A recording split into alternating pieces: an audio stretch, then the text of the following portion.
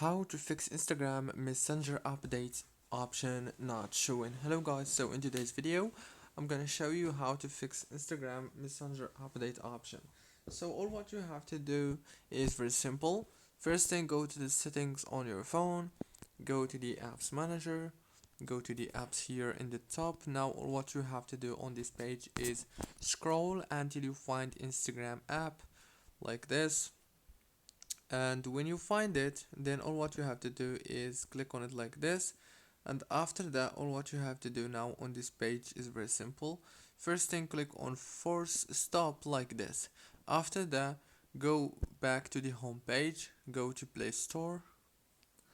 Now go to the search bar here in the top, search for Instagram, and you will find this option here. It says update. Just click on it. If you have App Store or Play Store, it doesn't matter. And after you click on it, it will update your Instagram and you will find the option. Don't forget to like, subscribe. Thank you for watching.